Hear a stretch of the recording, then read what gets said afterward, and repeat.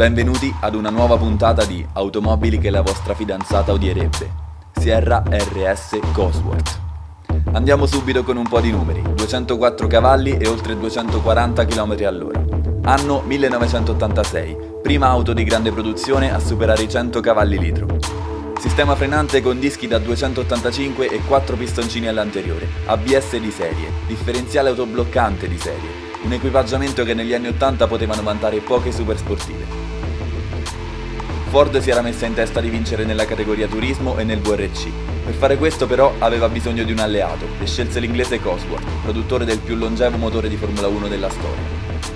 Cosworth impose due clausole, una potenza minima di 206 cavalli e uno stock di 15.000 motori, tutti 2000 turbo. Ford accettò e più avanti utilizzò i motori in eccesso per la seconda generazione di Sierra. Gli obiettivi prefissati vennero largamente raggiunti, la Sierra RS Cosworth seminò il panico su asfalto e su terra, ma soprattutto fu la versione stradale a impressionare, per avanguardia e per velocità. Combattuta all'epoca soltanto dalla nostra Delta, che però poteva contare su una trazione più solida.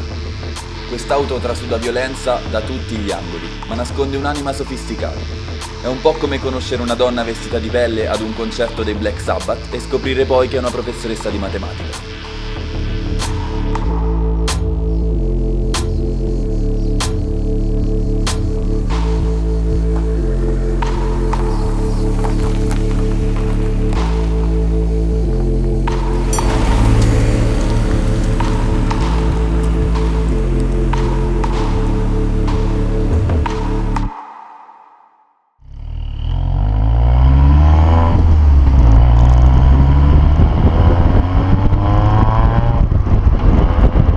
La Sierra Cosworth è basata su una Ford, una macchina americana, ed è bilanciatissima, sfruttabilissima, una macchina veramente neutrale. È raro che io provi una macchina completamente originale, ma in questo caso mi sembrava obbligatorio. Oltretutto potete rendervi conto da soli che questo è tutto rumore di motore, non c'è rumore di scarico aperto, valvole pop-off, no. Tutto quello che sentite è puro motore Cosworth.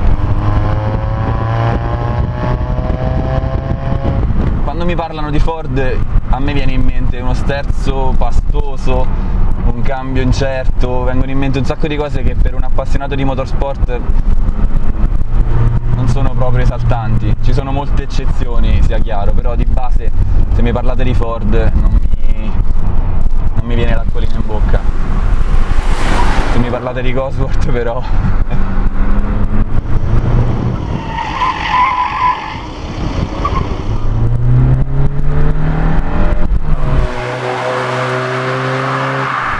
una macchina dell'86, ma stiamo scherzando? Completamente originale, 41.000 km.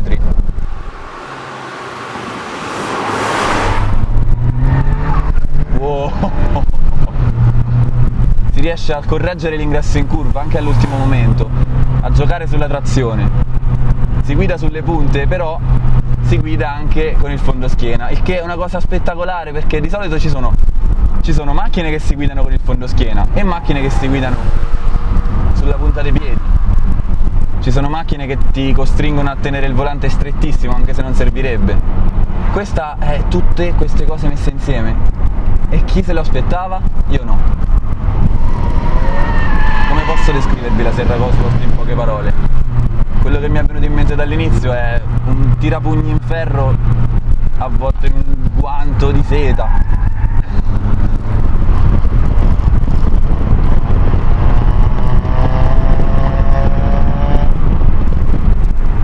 Definizione di icona meritatissima.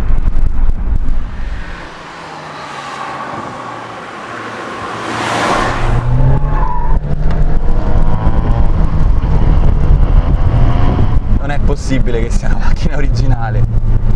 Ho provato tantissime macchine elaborate che si farebbero letteralmente divorare vive da questa qui.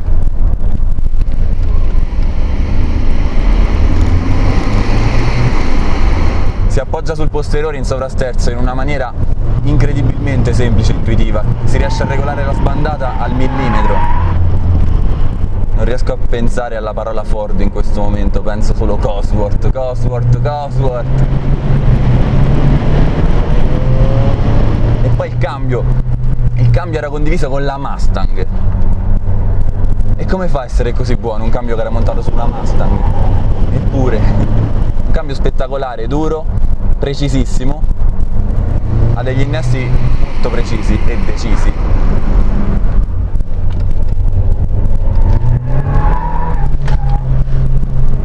È un coltello, è una spada.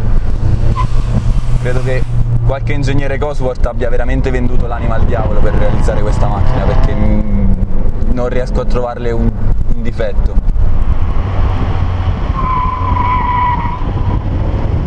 Non lo accetto che questa è una Ford. La Ford fa il Transit e la GT40, ok.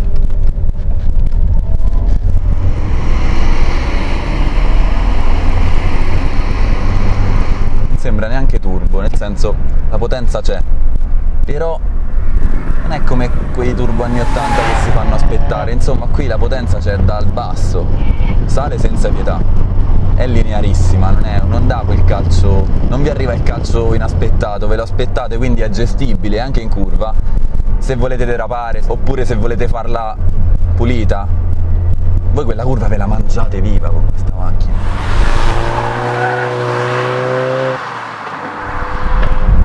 Io sto guidando una macchina stradale con gomme stradali, normalissime gomme, assetto teoricamente stradale, motore non elaborato, niente, una macchina originale, ma vi giuro non saprei che cosa cambiarle. Ai miei occhi, alle mie dita e alle mie mani non è rimasto nulla di Ford qui.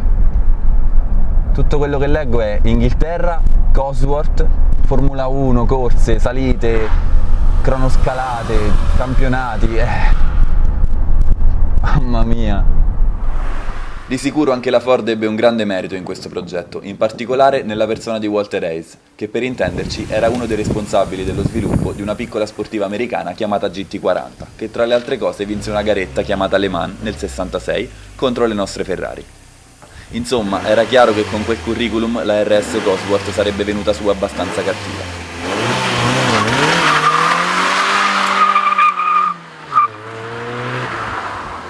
Molto cattiva. Come ho già detto in qualche altro test, ci sono delle macchine che dichiarano le proprie intenzioni chiaramente e direttamente, e una di queste è di certo la Sierra Cosworth. Se la vedete da fuori con le prese d'aria, l'alettone, l'assetto ribassato, i codolini, te lo dice proprio, te lo dice. Come la turbo evoluzione, come la delta integrale. Sì, e gli anni erano quelli, non serve che ve lo dico che anni erano.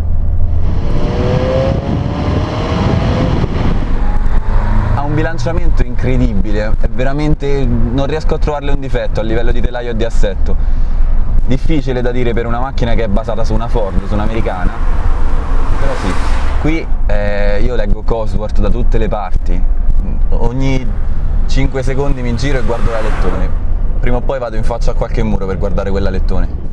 Oltre ad essere minaccioso, era anche efficace. Studiato in Galleria del Vento e a Nardò, era capace di spingere circa 100 kg alla velocità massima sul posteriore, e in questa ripresa potete sentire il flusso d'aria cambiare durante l'accelerazione.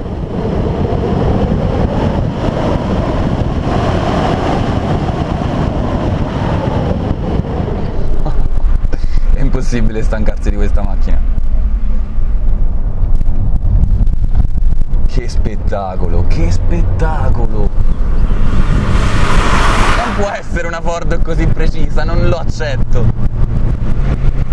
Pochissimo sottosterzo, sovrasterzo super controllabile. Questa è una di quelle sportive che prendete la domenica mattina e la domenica sera al tramonto ancora non ne avete abbastanza. Veramente un'ottima macchina, ottima. È stata una gran bella sorpresa anche questa. Si va ad aggiungere alla lunga lista delle macchine che mi hanno sconvolto.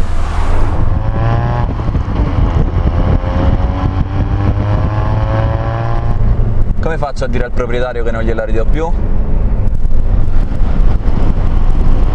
Non dirlo, non dire perfetta. sta macchina è... non lo dire.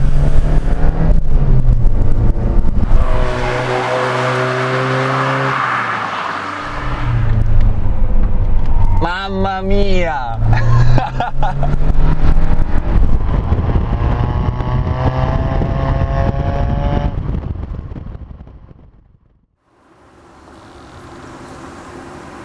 Fine del test e inizio della nostalgia. Non tutte le auto lasciano un retrogusto così particolare dopo una giornata di guida, ma la Sierra, questa Sierra, è stata il giusto equilibrio tra violenza e piacere, quel piacere di guida che non ha mancanze. Telaio, assetto, erogazione, cambio, freni, tutto in perfetta armonia. E se non siete in vena di armonia, potete farvi casa lavoro tutto di traverso. Che macchina!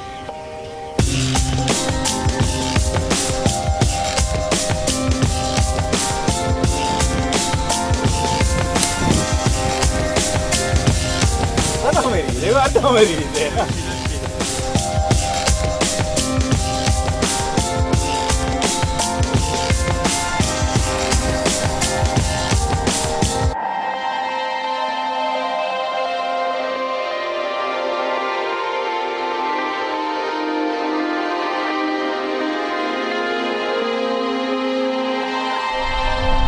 Perfetto, adesso non posso più fare a meno neanche della Sierra Cosworth.